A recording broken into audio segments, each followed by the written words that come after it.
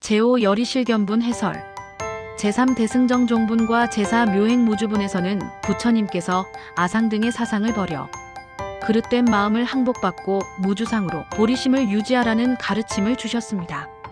여기 열의실견분에서는 열애, 곧 부처님의 몸을 예로 들어 진리 그대로의 실체를 보는 방법에 대해 설하고 계십니다.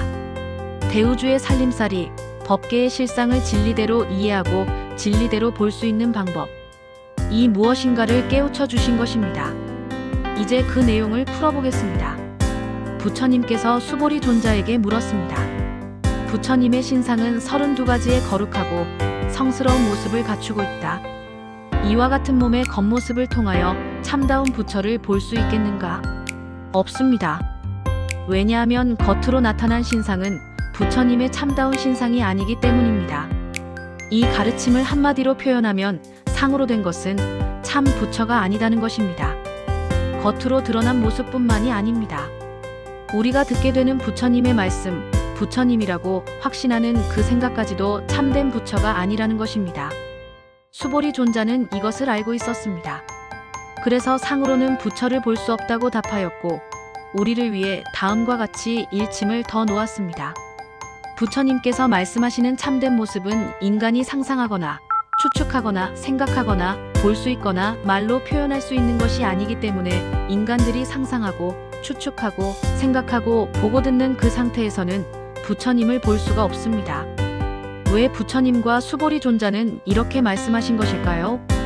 겉으로 드러나 있는 모든 상을 떠나야만 진실한 모습을 볼 수 있기 때문입니다. 그것은 부처님이라 하여 예외일 수가 없습니다. 겉모습으로는 참 부처를 볼 수 없고 입으로 하신 말씀은 그 마음을 온전히 드러낸 것이 아니기 때문입니다. 따라서 부처님께서는 긍정이 아닌 부정의 방법으로 설하신 것입니다.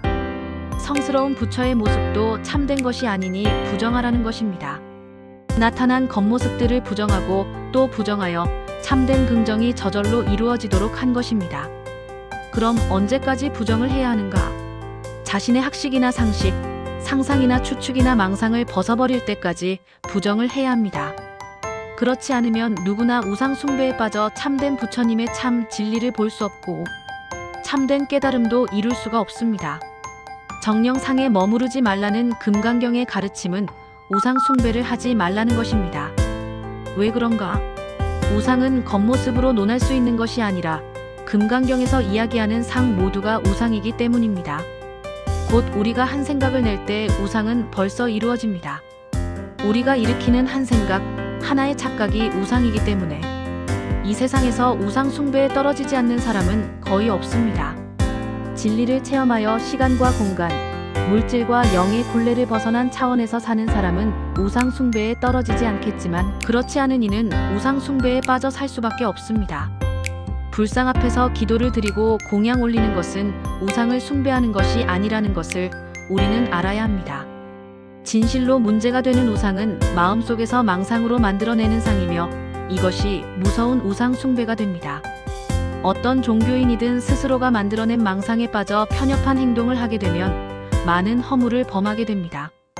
그릇된 망상과 유혹에 빠져 종교의 노예가 되면 부모도 나라도 생각하지 않습니다. 오직 저희가 생각하는 신만을 절대시합니다. 있는지 없는지도 모르고 확인도 못해본 그 신에 대하여 때때로 그들은 어떤 집안으로 시집을 가고 장가를 가서 종교의 이름으로 그 집안의 화합을 깨뜨립니다. 자기가 믿는다는 그 우상 때문에 집안이며 가족이 안중에도 없게 됩니다. 심지어는 종교 전쟁을 일으키기도 합니다. 세상에 이것처럼 무서운 우상 숭배가 어디에 있겠습니까? 금강경을 공부하는 우리는 일체의 상에서 벗어나 참된 모습을 찾아가는 삶을 살아야 합니다. 정녕 우리는 우상 숭배라는 비방 속에서 이 금강경의 참된 가르침을 다시 한번 되새길 줄 알아야 합니다. 겉모습으로는 참된 부처님을 볼 수가 없다. 부처님께서 말씀하신 신상조차 신상이 아니거늘 나의 상상, 추측, 망상으로 만든 것을 쥐고 살아서야 되겠습니까? 금강경에서는 사구계를 통하여 우리의 의식을 이와 같이 일깨우고 있습니다. 형상은 모두 허망한 것이니 만약 모든 상이 상하님을 보면 곧바로 열애를 보게 되리. 이 개송을 사구계라고 합니다.